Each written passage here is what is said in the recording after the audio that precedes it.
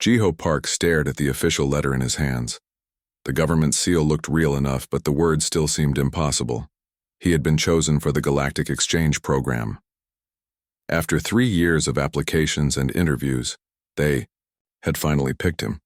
The apartment felt too quiet as he read the letter again. His small place in Neo Sol was about to become home to an alien. Not just any alien, but a Villani from somewhere so far away that Earth scientists still argued about which star system they came from. "Delivery for Park Jiho," called a voice from outside his door. Jiho opened it to find a delivery worker holding a small box. Inside was a translation device, some basic information sheets, and a note that made his stomach flip. His new roommate would arrive tomorrow. He spent the entire evening cleaning. His apartment was already neat, but having an alien visitor felt different than having human guests. What if they thought humans were dirty? What if their customs were completely different? The information sheets told him almost nothing useful. Villani were described as peaceful and intelligent, but that could mean anything. The next morning came too fast. Jiho sat by his window watching the street below. Every vehicle that stopped made his heart race. Would they arrive in a special ship? Would there be guards or scientists with them? At exactly noon, a normal-looking transport van pulled up. 2 humans in uniforms got out, followed by the tallest person Jiho had ever seen. But as the figure moved closer to his building, he realized it was not a person at all.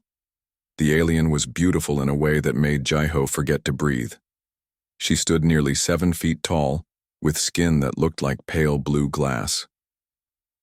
When the sunlight hit her, she seemed to glow softly. Her hair was white as snow and moved like it was underwater even though there was no wind. But her eyes were what made Jiho stare. They were huge and silver, like looking into 2 moons.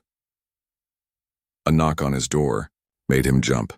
He opened it to find the 2 uniformed humans and his new roommate standing in the hallway. "Mr. Park, I'm Agent Kim from the exchange program. This is Nira.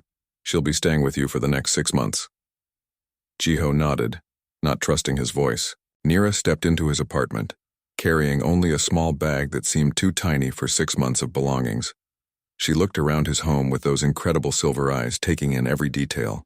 "Nira has a translation device," Agent Kim continued, "but she prefers other methods of communication.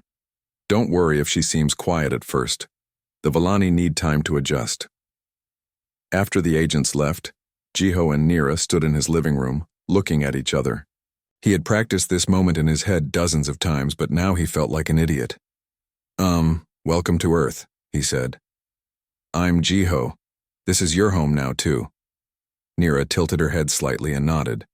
She reached into her small bag and pulled out what looked like a tablet. Her long fingers moved across it quickly, and then she turned it toward him. "Thank you for sharing your space with me," the screen read in perfect Korean. "I am grateful." "Oh, you can write in Korean, that's amazing." Jiho felt some of his nervousness fade. "Are you hungry? Thirsty? I made some food, just in case." Nira typed again. "I would like to observe your food preparation methods if permitted." Jiho led her to his small kitchen and started making tea. As he worked, he felt her eyes on him. Not in an uncomfortable way, but like she was memorizing every movement. When he turned to offer her a cup, she was already holding her tablet. "Your movements are efficient and show care for the tools you use." "Thanks, I guess." Jiho laughed nervously. "Do you want to see your room?" He showed her to the spare bedroom he had prepared. It was small but clean, with a bed, desk, and window overlooking the city. Nira walked around the room slowly, touching the walls and looking out the window for a long time. "Is it okay?" Jiho asked. She typed, "It has good light and feels peaceful. It is more than sufficient." That evening, Jiho made dinner while Nira sat at his kitchen table watching. He had made simple Korean dishes, hoping they would not be too strange for her. When he served the food, Nira examined each dish carefully before tasting small amounts. "Do you like it?" he asked. "The flavors are complex but harmonious," she typed. "Your people understand the art of combining elements." Jiho felt proud, even though he had just made basic home cooking. There was something about the way Nira wrote that made simple compliments feel important. After dinner, Jiho turned on the television. He usually watched the news, but with Nira there, he felt like he should choose something more interesting. He settled on a nature documentary about Earth's oceans. Nira became completely still as the blue whales appeared on screen. Her silver eyes grew even wider and she leaned forward. When the whales sang, something strange happened. Nira's hand moved to her throat, and for just a moment, Jiho thought he heard something. Not quite a sound, but like a feeling of music in the air. "Do you like music?" he asked. Nira looked at him and typed, "Your world has many beautiful sounds." That night, Jiho lay in bed thinking about his new roommate. She was nothing like he had expected. The other students in the program had alien roommates who talked constantly, asking endless questions about human culture. Some were loud and excited, others were serious and scholarly. But Nira was different. She watched everything with those amazing eyes but stayed silent except for her careful messages on the tablet. Maybe her species was naturally quiet. Maybe she was just shy. Or maybe there was something wrong with her voice. The program information had mentioned that some aliens had different communication methods. As he started to fall asleep, Jiho heard something that made him sit up. It sounded like singing, but not in any language he knew. The melody was beautiful, and sad and complex all at once. It seemed to come from everywhere and nowhere. He got up quietly and walked to Nira's door. The sound was definitely coming from her room. He pressed his ear to the door, trying to understand what he was hearing. The melody wrapped around him like warm water, making him feel emotions he did not have names for. Then the singing stopped. Jiho waited, but heard nothing more. He went back to bed wondering if he had imagined it. But the melody stayed in his head as he fell asleep, and he dreamed of silver eyes and voices like starlight. 3 weeks passed and Jiho found himself looking forward to coming home each day. Living with Nira was like having the world's most interesting roommate who happened to be completely silent. She never spoke aloud, but her presence filled the apartment in ways Jiho had not expected. Every morning he would find small things moved or arranged differently, not in a messy way, but like someone had been studying how human homes worked. His books were sometimes stacked in perfect height order. His kitchen utensils were arranged by function rather than how he usually kept them. "You're very organized," he told her one morning over breakfast. Nira typed on her tablet. "Human living spaces reveal much about the inhabitants. You value both function and beauty. This is admirable." Jiho watched her eat the rice and vegetables he had prepared. She used chopsticks perfectly, even though he had never taught her. In fact, she seemed to learn everything by just watching once. When he showed her how to use the washing machine, she memorized the entire process immediately. When he demonstrated how to work the shower controls, she understood it faster than most humans would. "How are you so good at everything?" he asked. "Observation is important for survival," she typed back. At university, Jiho's friends were jealous of how easy his exchange experience seemed. Most of them complained constantly about their alien roommates. "Mine asks a million questions every day," said his friend Dong Yun. Yesterday he wanted to know why humans wear different clothes for sleeping. Then he asked about why we close doors when we use the bathroom. Then he asked about why we cook food instead of eating it raw. "I feel like I'm being interviewed by a very curious child." "At least yours talks," said Yunji. "My roommate speaks, but only to criticize everything. Apparently human furniture is inefficient, human food is too simple, and human entertainment is boring. I'm ready to trade her for anyone else." Jiho said nothing, but he realized how lucky he was. Nira never complained about anything.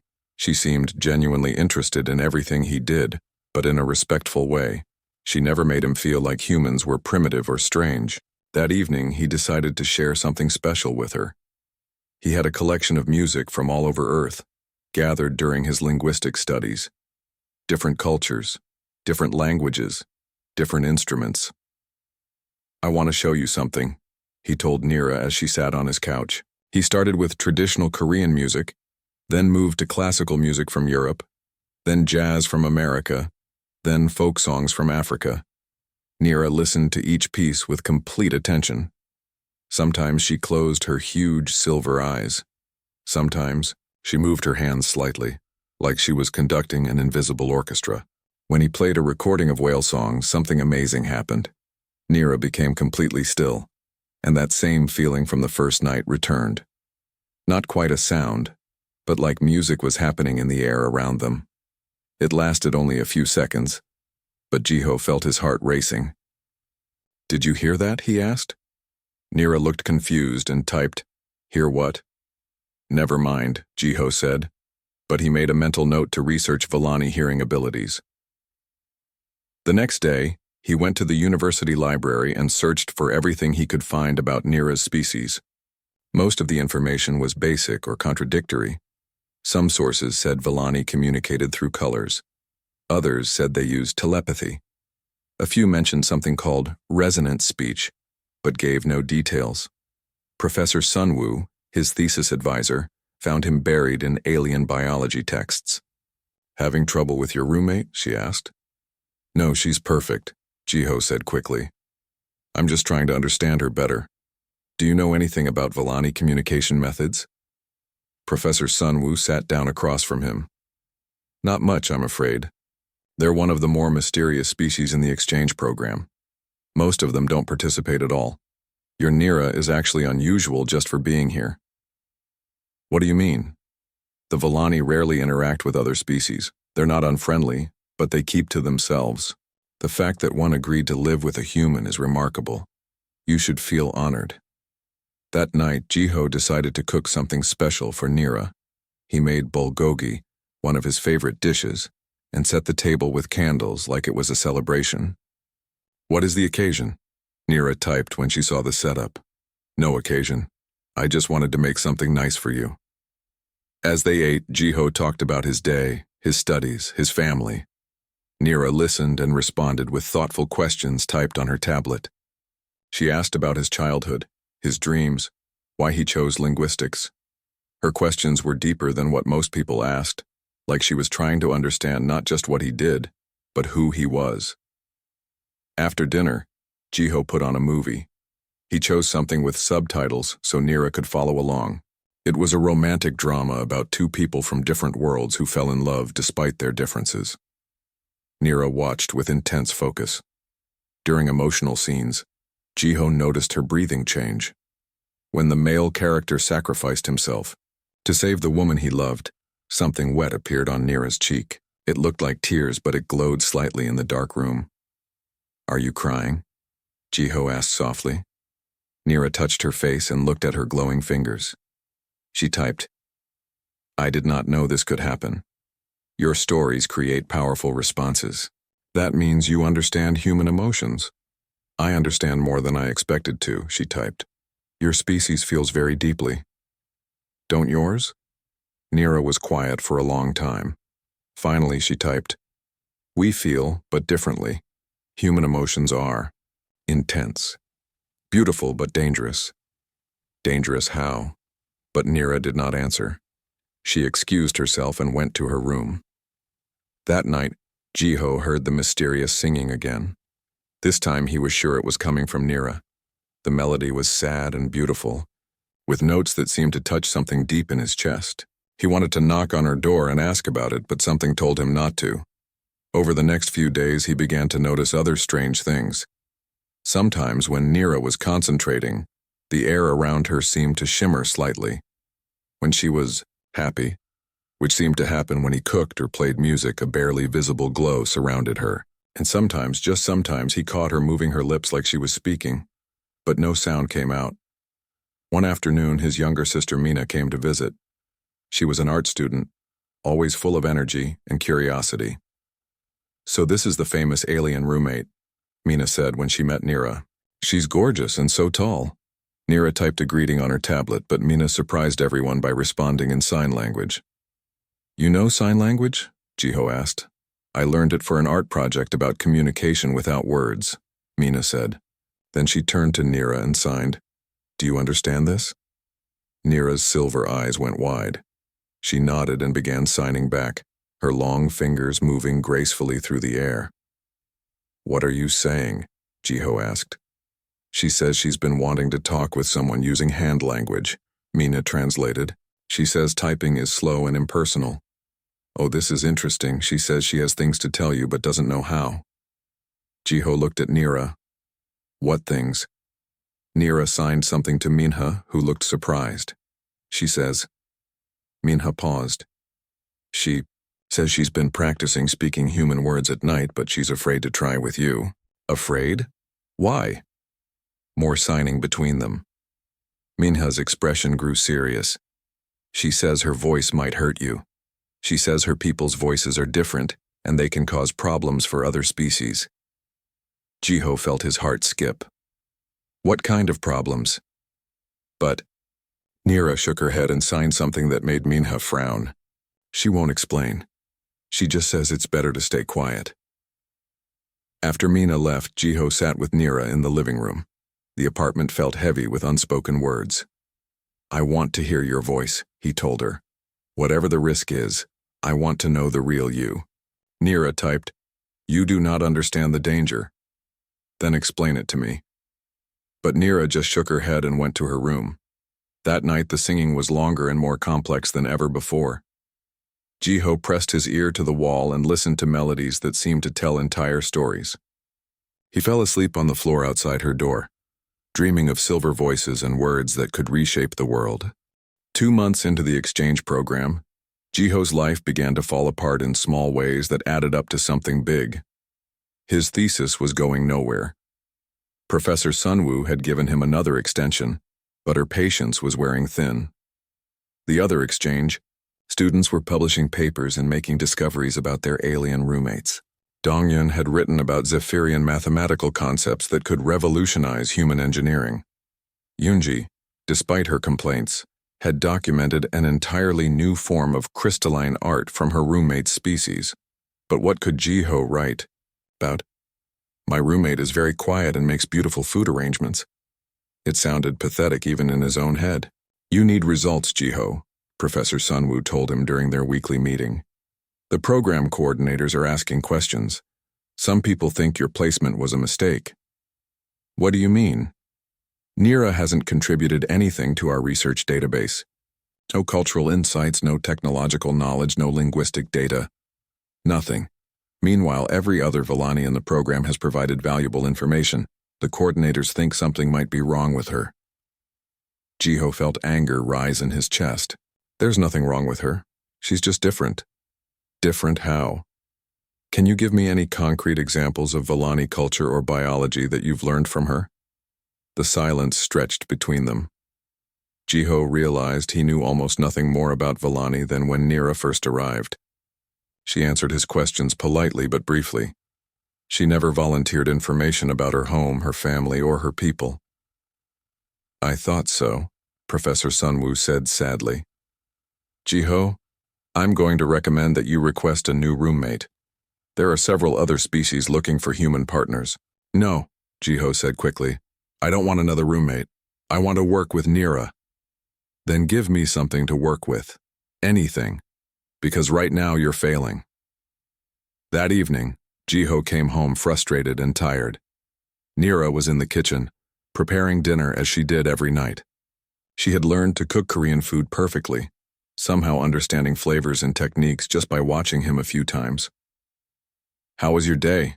She typed when she saw him. Terrible, Jiho said, slumping into a chair. My professor thinks I should get a new roommate. Nira's hand stopped moving.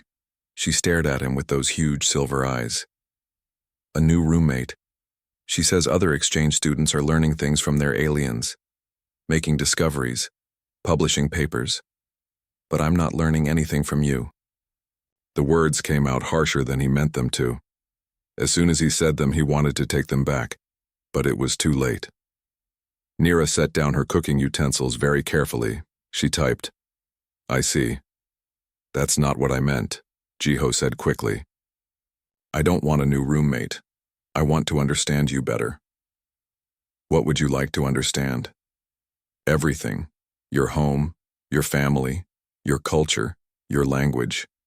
Why don't you speak? Why do you sing at night when you think I'm asleep? Why? Do you glow sometimes? Why can you learn things so fast? I've been living with you for 2 months and I feel like I don't know you at all. Nira stared at her tablet for a long time before typing. Some knowledge is dangerous to share. That's not an answer. That's an excuse. You do not understand the risks involved. Then explain them to me. Jiho stood up, his frustration boiling over. I'm supposed to be studying interspecies communication, but we barely communicate at all. You write polite messages on a tablet and watch me like I'm some kind of science experiment. How is that communication? Nira's glow, which Jiho had started to recognize as a sign of emotion, began to fade until she looked almost gray. I apologize, she typed. I did not realize I was failing you. You're not failing me, Jiho said, but his voice still carried his frustration. I wish you trusted me enough to be real with me. I am real with you. No, you're not. You're careful with me. You measure every word you type. You never tell me what you really think or feel. Sometimes I think you'd be happier with any other human instead of me. Nira stood very still for several moments. Then she typed. Perhaps that is true. The words hit Jiho like a physical blow. He had expected her to deny it, to reassure him that wasn't the case. Instead, she had confirmed his worst fear. Fine, he said quietly. I'll call the program coordinator tomorrow. Nira nodded once and walked to her room without another word. That night, there was no singing. The apartment felt dead and empty. Jiho lay in bed staring at the ceiling, replaying the conversation in his head. Had he been unfair to her? Had he pushed too hard? Or had he finally been honest about what wasn't working? He thought about the other exchange students and their successes. Maybe he really was the problem. Maybe he wasn't good enough at this to work with someone as complex as Nira. Maybe she would be better off with someone smarter, someone who understood aliens better. Around midnight, he heard a sound from Nira's room. Not singing this time, but something that made his chest tight. It sounded like crying, but in frequencies that human ears weren't supposed to hear. The sound was so sad that it made him want to cry too. He got up and walked to her door. He could hear movement inside like she was packing. Nira, he called softly. The sound stopped immediately. I'm sorry about tonight. I didn't mean what I said. No response. I don't want a new roommate. I want to figure this out with you. Still nothing. Jiho pressed his forehead against the door. I know you're trying to protect me from something. I don't understand what it is, but I know you're trying to be kind. I've been selfish, pushing you to give me things for my thesis instead of just being your friend. A very soft sound came from the other side of the door. Almost like a whisper, but not quite. Was that your voice? Jiho asked. The silence stretched on. Then, so quietly he almost missed it, came a sound like wind through silver bells. It lasted only a second, but it was definitely Nira's voice. I heard you, Jiho whispered. It was beautiful. More silence. Then the sound of movement moving away from the door. The next morning, Jiho found a note on the kitchen table written in Nira's careful handwriting, not typed on her tablet. I will request a transfer today. Thank you for your hospitality. You deserve a roommate who can help you succeed. And Jiho ran to her room, but it was empty. Her few belongings were gone. He rushed outside and saw her walking down the street with her small bag, her tall figure unmistakable even at a distance. Nira, he called, running after her. She turned and he saw that her silver eyes were wet with those strange glowing tears. Don't go, he said when he caught up to her. Please. I was wrong last night. I don't care about my thesis. I care about you. She pulled out her tablet and typed, You need a roommate who can give you what you require. I don't require anything except honesty. And if the honest truth is that you can't tell me certain things, then that's okay. I just want you to trust me enough to tell me that. Nira looked at him for a long time. Finally, she typed, My voice can hurt people. Not physically, but in other ways. My species learned this long ago. We stay silent to protect others. What kind of hurt? We can influence thoughts and emotions without meaning to. We can create dependencies. We can damage minds that are not prepared. This is why I sing only at night when you sleep. This is why I do not speak to you. Jiho felt pieces of a puzzle clicking together. That's why you're in the exchange program, isn't it? To see if humans are strong enough to handle Villani voices. Nira's eyes widened. She nodded slowly. And you've been protecting me this whole time, even though it meant I couldn't learn about your people. Another nod. What if I want to take the risk? Jiho asked. What if I want to hear your real voice? Even if it's dangerous? Nira shook her head vigorously and typed, Too dangerous. I could hurt you. But what if you couldn't? What if humans are stronger than your people think? For the first time since he'd known her, Nira looked uncertain. She typed, I do not know. Then maybe it's time we found out together. Nira agreed to come back to the apartment, but only after making Jiho promise to research everything he could about Villani voice abilities before they tried anything. I need to understand the risks, she typed. And so do you. Jiho spent the next 3 days buried in every database the university could access. What he found made him understand why Nira had been so careful. The Villani were one of the oldest species in the galaxy. Their voices could carry meaning across dimensions of sound that most species couldn't even perceive. When they spoke to each other, they shared not just words but emotions, memories, and pure concepts. It was beautiful and intimate, and completely overwhelming for unprepared minds. Centuries ago, when the Villani first made contact with other species, they had tried to communicate normally. The results were disasters. Some aliens became completely dependent on Villani voices, unable to function without constant vocal contact. Others had mental breakdowns from the emotional intensity. A few species had even started wars, driven mad, by concepts they couldn't process. After those tragedies, the Villani had imposed strict rules on themselves.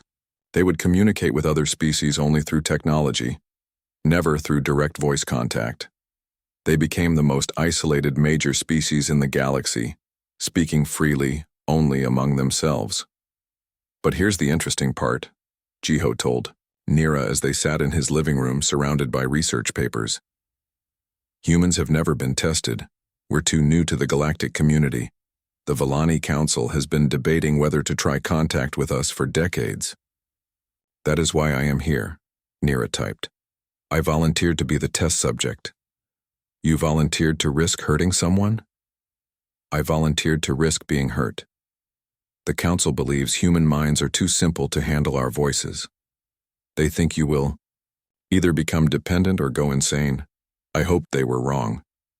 Jiho looked at her silver eyes, seeing a sadness there he had never noticed before. You've been terrified this whole time that you'd accidentally break my mind. Yes. And if I do go crazy or become dependent, your people will never speak to humans again. Correct. The weight of responsibility settled on Jiho's shoulders. This wasn't just about his thesis or his relationship with Nira. This was about the future of human Villani contact, maybe forever. So what happens if I'm strong enough? He asked. Then perhaps my people can finally stop being alone. That night, Jiho barely slept. He thought about all the humans he knew, their stubbornness, their adaptability, their emotional resilience. Humans had survived ice ages and wars and plagues. They had learned to live in every environment on Earth. They were notorious throughout the galaxy for being impossible to predict or control. Maybe that unpredictability was exactly what was needed. The next morning, he found Nira in the kitchen making breakfast. She moved with her usual grace, but he could see tension in the way she held her shoulders. I've been thinking, he said. What if we start small? Not full conversation, just a word or two. Nira's hand stopped moving. She turned to look at him. One word, Jiho continued. Something simple. If I handle it okay, we try more. If not, we stop. For a long time, Nira didn't respond. Then she typed, You could lose your mind. I could also not lose my mind. We won't know until we try. Why are you willing to take this risk? It was a fair question. Jiho thought about all the reasons. his thesis, his curiosity, his desire to help bridge the gap between species. But when he looked at Nira, tall and beautiful and lonely, he knew the real answer. Because you've been carrying this burden alone for too long. And because I think humans are tougher than your people believe. Nira was quiet for several minutes. Finally, she typed, "If we do this, we must be very careful. I will need to prepare my voice. Speak as softly as possible. And you must promise to tell me immediately if you feel anything strange." "What kind of strange?" "Dizziness, confusion, strong emotions that feel like they don't belong to you, or an overwhelming desire to hear more. Those are the warning signs." They spent the afternoon preparing. Nira meditated in her room, doing exercises that seemed to help her control her voice. Jiho researched meditation techniques for mental focus and emotional stability. As evening approached, they sat facing each other on Jiho's couch.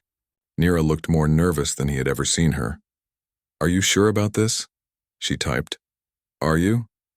"No, but I think we must try." Jiho took a deep breath and nodded. "What word will you say?"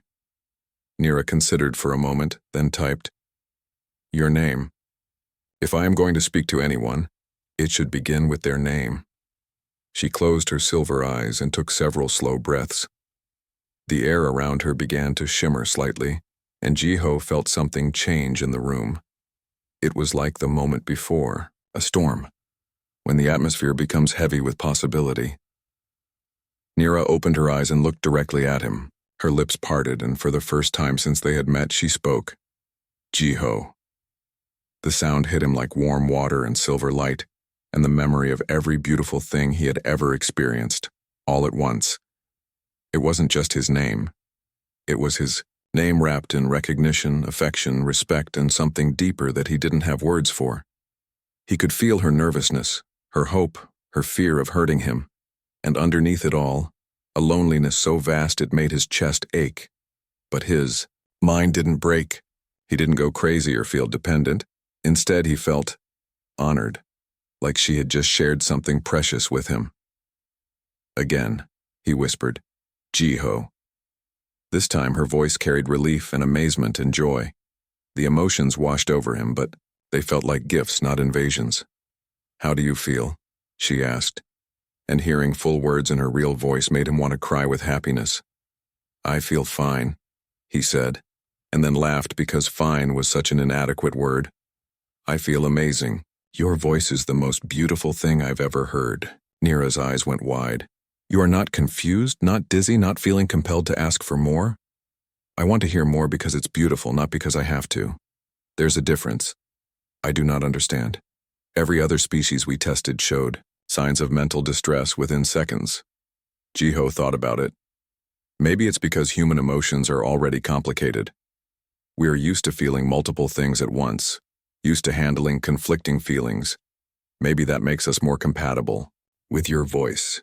Or perhaps," Nira said slowly, her voice like music in the evening air, "humans are simply stronger than we believed." They talked for hours that night. Not about research or cultural differences, but about themselves. Nira told him about her world, where cities were built from grown crystal and music was considered the highest art form.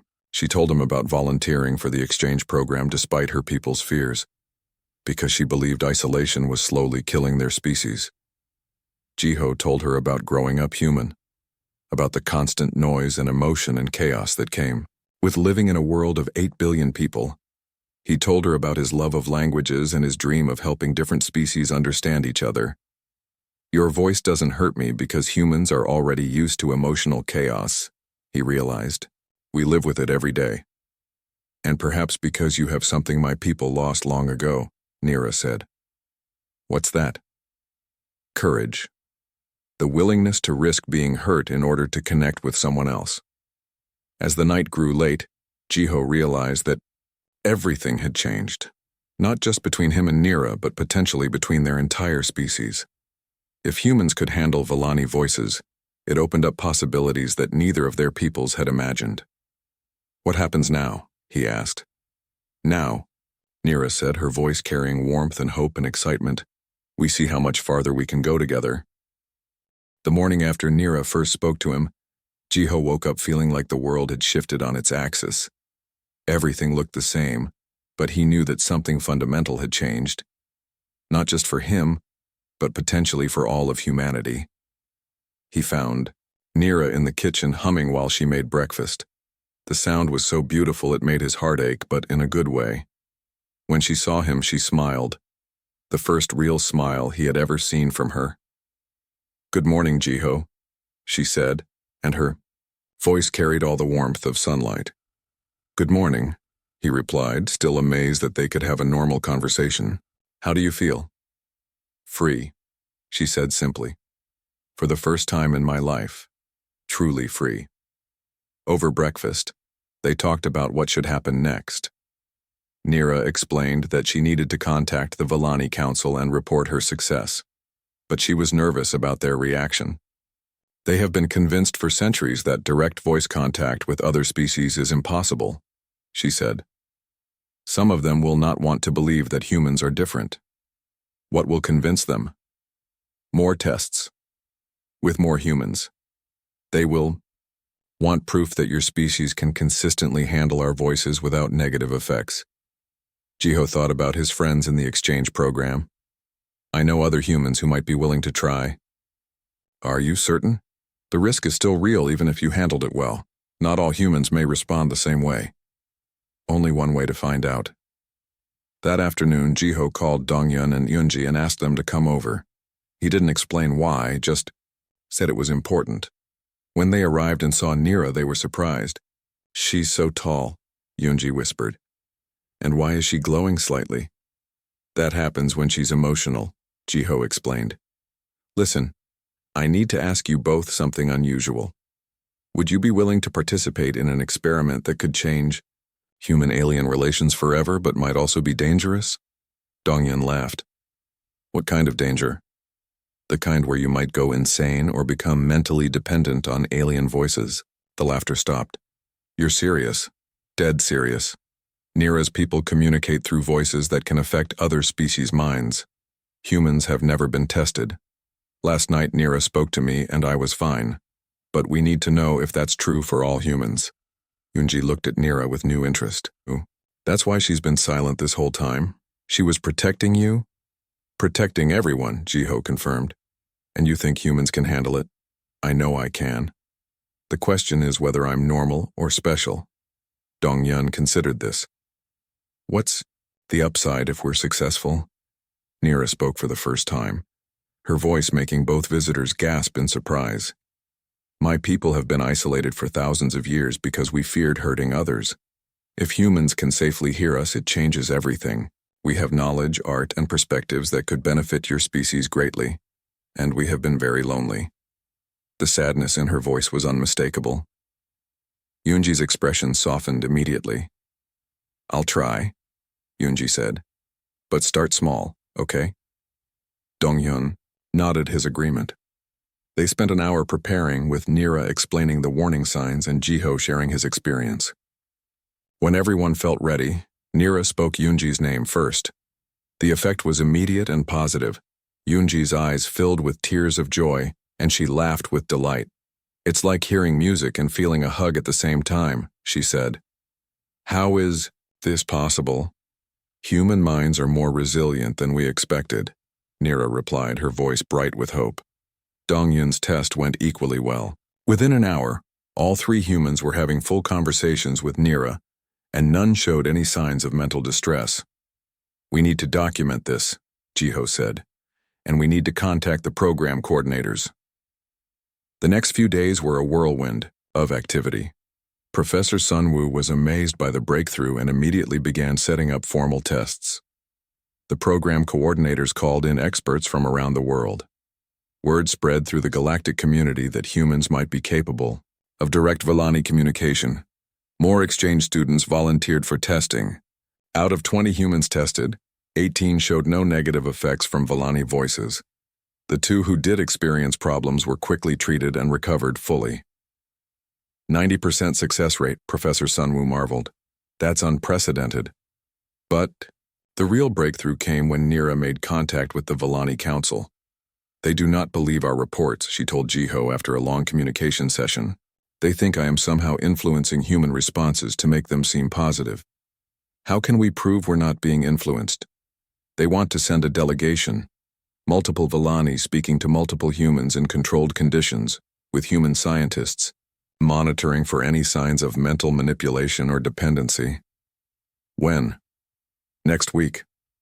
The day of the official test arrived with more fanfare than Jiho had expected. News crews from around the world gathered at the university. Government officials and scientists from a dozen countries attended. The galactic community was watching to see if humans really were capable of safe contact with one of their most reclusive species. Jiho was one of 12 humans selected for the formal demonstration. As he sat in the testing chamber, facing 3 Villani delegates, he felt the weight of history on his shoulders. The lead delegate was even taller than Nira, with darker blue skin and ancient silver eyes. When she spoke, her voice carried the authority of centuries. "Human Jiho Park, I am Council. Elder Vera, if your species is truly capable of safe contact, it will change everything we thought we knew about interspecies communication. Are you prepared for this responsibility?" "Yes," Jiho replied, and his voice was steady. What followed was the most beautiful conversation of his life. The 3 Villani spoke not just to him, but to all 12 humans simultaneously, their voices weaving together in harmonies that carried complex ideas and deep emotions. They shared poetry from their homeworld, mathematical concepts that human scientists were still trying to understand, and historical perspectives spanning millennia. The humans responded with questions, laughter, and genuine curiosity. They shared their own stories, their chaotic emotions, and their stubborn hope for the future. Not one showed signs of distress or dependency. When the session ended, Elder Vera looked stunned. In 3,000 years of galactic contact, no species has ever successfully maintained independent thought while engaging in full resonance communication with us. You are either remarkably resilient or remarkably stubborn. "Why not both?" Jiho replied, making the elder laugh, a sound like silver wind chimes in a gentle breeze. 6 months later, Jiho stood in the newly opened Human Villani Cultural Institute, watching his sister Minha teach a group of human children how to understand Villani art language. The sounds of conversation filled the building, humans and Villani talking together in ways that had been impossible just a year before. Nira found him there, her voice warm with contentment. "What are you thinking about?" "How lucky we are," Jiho said. "If you had been paired with any other human, someone who didn't push you to try speaking, none of this might have happened." "I disagree," Nira said. "I think any human would have eventually convinced me to try. Your species has a gift for refusing to accept that something is impossible." "Is that our gift? Being stubborn?" "No," Nira said, her voice carrying all the wisdom she had gained about humans over the past months. "Your gift is believing that connection is always worth the risk. Most species in the galaxy choose safety over contact when faced with uncertainty. Humans choose contact over safety. That is why you can hear us without losing yourselves, because you were never afraid of being changed by the experience." As Nira's voice filled their shared space with frequencies that painted emotions in the air, Jiho understood that the universe had been waiting not for humanity to prove its worth, but for humanity to prove that worth was never the point. Connection was. The Villani had been alone for thousands of years, isolated by their fear of causing harm. Now, thanks to human stubbornness and the courage to risk being hurt in order to truly communicate, they would never have to be alone again. And, in the years that followed, as humans became known throughout the galaxy as the species that could safely communicate with anyone, no matter how different or dangerous their voices might be, Jiho often thought about that first night when he heard Nira singing through the walls. He had known then that something beautiful was happening, even if he didn't understand what it was. Sometimes the most important discoveries begin with simply refusing to accept silence as the final answer. Outside the Institute, Earth's first interspecies chorus practiced for their debut performance. human and Villani voices blending together in harmonies that would have been considered impossible just months before. The sound echoed across the city and up to the stars, announcing to the galaxy that humanity had arrived not as conquerors or supplicants, but as friends willing to listen to any voice, no matter how strange or wonderful it might be.